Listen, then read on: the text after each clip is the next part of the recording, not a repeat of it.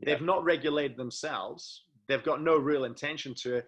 Have you seen that documentary, The Social Dilemma? Because that's kind of cool. More of these guys coming out talking about the fact that the industry does need regulation. Digital, this is. And I think, to your point, regulation, yes, industry, but absolutely better regulation, period. Because I don't think some people are too interested in regulating themselves, mate, to be quite frank. I think this comes back to a lot of. I think this will resonate with you too, knowing you that this is coming back to some basic factors of who we are as humans and how we operate. Digital, it's faceless. Think about your keyboard warrior. Someone sends me an email which is flamboyant. I'll pick up the phone and call them. Right, it's a lot easier to have that conversation. It's a lot harder to be angry. And I think this is to the point about the regulation. This is where I think COVID's causing a change that's quite harmonious, because it'll mean that we've got more. I'll use the travel agent example. An OTA, it's digital, right? It's seemingly faceless, as opposed to the corner store travel agency that you walk in and you literally have that human interaction with someone. Blend that together. That's when I think you're going to get the powerhouse, because you've got the morality of having humans in there, in that the benefits of digital. I want to be able to book digitally, but I also want to be able to talk to a human. And that's exactly it. It's blending. They both serve purpose. Both are valuable. It's just a better blending of them. And I think maybe I'm naive. Interesting. I actually had Penny Spencer of the Spencer Group of companies on one of these as well. And her slant, I remember just one thing that stands out, springs to mind listening to you, is the business model. There's scope for looking at what that business model now looks like, because that also needs to change. A classic example, a lot of agents, high street or whatever, people go in because they want their knowledge. They want that human touch. So I'm going to go in, I'm going to get their time. I'm going to pick out their brains. I'm going to get all their expertise. I'm going to figure out what I want. Then I'm going to go and book online and avoid paying any sort of fee for that. They're being basically used for their skills, but people trying to shortcut having to pay anything for that. And that's not healthy either. That's part of the reason why some of these agents have been struggling too, to be frank. So I think the business model could potentially change. What's your thoughts on that in terms of business modeling in the world moving forward? I think it needs to. And I think this is a little bit of a hang up from travel historics, that if you go back 10, 20, well, go back 15, 20 years, the level of transparency to the consumer wasn't there. You could walk into a travel agent there and they wouldn't know, or they couldn't compare and contrast prices. Simple example. Then we had this introduction of OTAs where suddenly it was in your face. And when you saw how consumers reacted, they'd be sitting in a travel agency with Skyscanner or something open, and they're comparing it, and they're changing the nature of that conversation. It's away from what value am I adding by my experience and everything that I've got in my arsenal, to just a price-based conversation.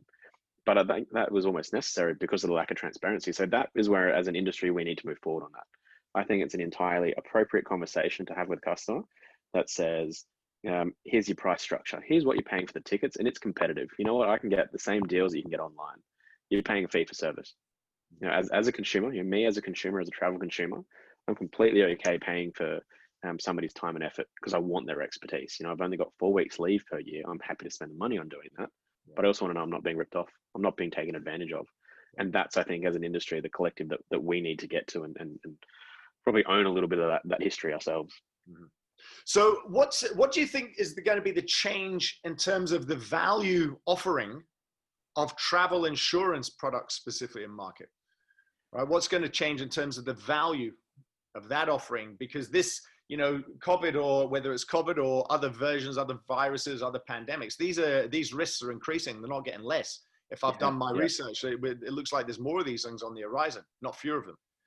Surely that has an impact to the way in which travel insurance products are created and the value of them. How do you see that playing out?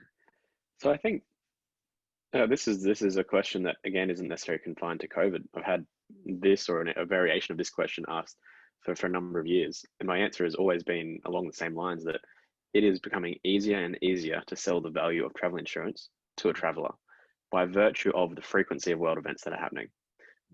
It's a double negative, or it's a double-edged sword, in that those world events are negative because it creates a terrible time for that traveler. It disrupts their holiday. It's a increasing propensity of weather events. That's probably the most frequent one, right? But then the introduction of terrorism and the disruption that causes, and the fear that causes, it's causing people to inquire more, ask more, and want to understand, well, what does my travel insurance cover? And probably more importantly, what are actually my risks? Is it, and that's where I think that we can start to play an even more important role. And we're a large player in the Australian market, so we've tried to do this. We've tried to be, I guess, that authority on helping educate customers on, well, what are the risks? We see it. We see hundreds of thousands of claims a year, so we know what happens to them. So we should be sharing that information. We should be sharing that insight that when we write a product or when we price a product, here's why. Here's what you should. Here's what we would recommend you do when you're preparing for your trip. We see all the medical cases, and we run a 24/7 medical assistance team. They are responsible for when people fall over or become sick and injured overseas. It's like the golden night. They come in, they pick them up, they'll bring them home. We'll even send our own doctors and nurses out to pick them up and bring them home. But that's after the fact. That's when something terrible has happened. So we can play an advisory role at the start to say that we recommend you take this course of action. Here's some preventative measures. Here's some safety measures. And we're working with some tech at the moment, and I won't give too much away because I'll really get in trouble. That will be able to locate you very, very closely. So that's not the revolutionary part, it's GPS. But to be able to send you live information about where you are, are you in a safe zone, to be able to double check on your safety, and even to the point that we would love to get to that people are very open, honest about their health situation, because it means that we can underwrite your product better. We know what your propensity to fall sick and ill is, so we're not going to overcharge you. We're not going to undercharge you. But that's not the interesting part. That's not the cool part. The cool part will be when we can turn around and say, we know you've been talking to your cardiologist, and we know that you had some recent cardiac events. He's got a view. The view from our travel doctors is that we actually want to delay your travel by another 6 weeks, give you another 6 weeks to recover, and we'll rebook you. We'll pay the fees to postpone your holidays, because we think it's going to be a better outcome for you. It's going to be less likely of you putting a full cancellation claim in because you fall sick again. So that's where I think we can focus on the value add and increase the value add. And we've been trying to do that for a while, but COVID has just increased that because it's so core. Like COVID is a world event that affects your personal health. Suddenly it's not just a weather event. It's not a lost bag.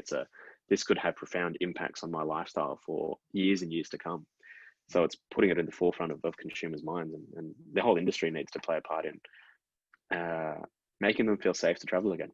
It's cool to know, and you're right. It's all these broader aspects. It was funny. I was talking with a friend recently, and he had a connection in Panelbeating, who made an interesting point that right now, this guy is pretty much not working.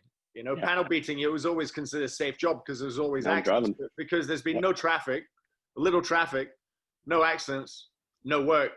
But then he goes, surely, does that mean there's less policy payouts? Which you go, would that impact then and reduce the premiums for the coming year? And now that's an interesting question, right? Because that there's so many factors go into the pricing of these sorts of products. You go, well, will it? Is it, you normally end up paying higher when there's increased risk. I can imagine with travel that the opposite is going to be true as well, right?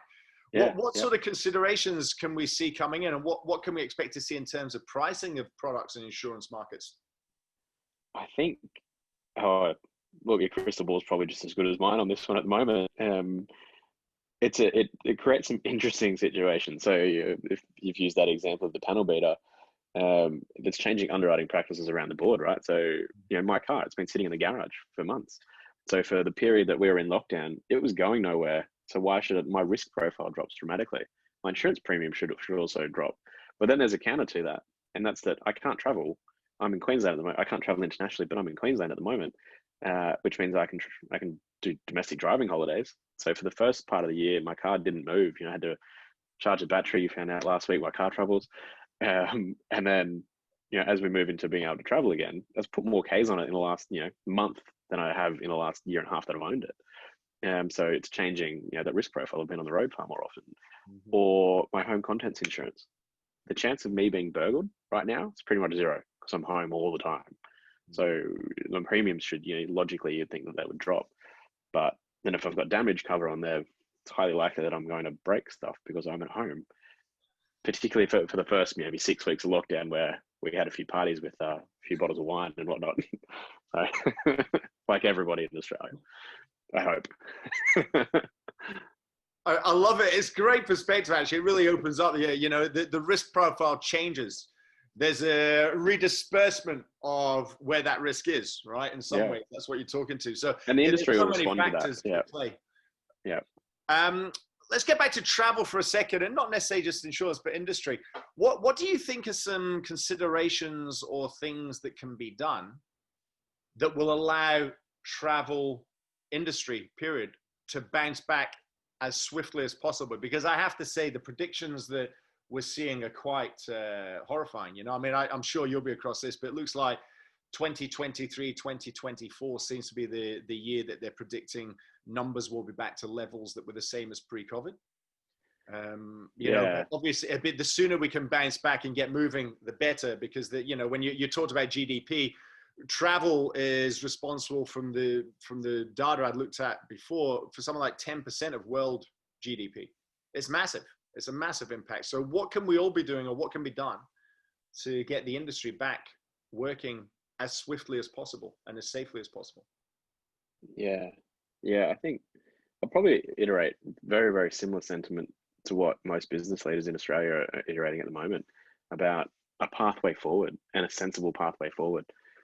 And this isn't probably a third or fourth time I've said it here, that this isn't necessarily related to COVID. You know, Mike Cannon-Brookes on Q&A the other night had said the same thing to the federal government's emissions target, asking for a plan to 2050. We've got a plan till 2030. So for, you know, we can talk for a decade, but then we need a plan for 30 years, because that's what we plan to. So we have a pathway forward. We know what we can do, and that's where we invest funds, and that's where we invest product, and that's where we invest our attention. The same as it's a parallel with COVID. We need a plan to know, you know, when a border's opening, what are our controls, what are our mechanisms? So will we have quarantine? Is it home quarantine? Is it hotel quarantine? Because that's going to change how consumers react. That's going to change what products we need to write. So do we need to introduce cover for border closures? At the moment, I can't introduce cover, or I have a difficulty introduce cover, cancellation cover for border closures, because the government hasn't got a clear assessment matrix of, well, when will they close? It's haphazard. I can't underwrite to that risk. That's geopolitical risk that we can't underwrite. So I think the biggest piece that we need out there is a clear plan, and it's a plan which is rational on the health aspect, but then the broader business aspect and broader lifestyle aspect. So I think we need to take into account the fact that we can't live cooped up in our homes forever. We need to take into account the fact that this will have a mental health aspect to it. It'll have a societal aspect to it. And there's a balancing game that I don't think have gotten to. And I think without that, that's going to be the single biggest challenge to stimulating the travel economy again. And again, I don't take, as an insurer in the industry, I don't take our responsibilities here to stimulate bookings lightly. We need to be putting product out there that gives people confidence that they can go and book a holiday, and, you know, if the proverbial hits the fan, they get their money back. Yes. But I'm having trouble being able to do that in an environment where we're subject to, you know, political decisions at the moment, which are not necessarily as balanced as I think maybe they could be.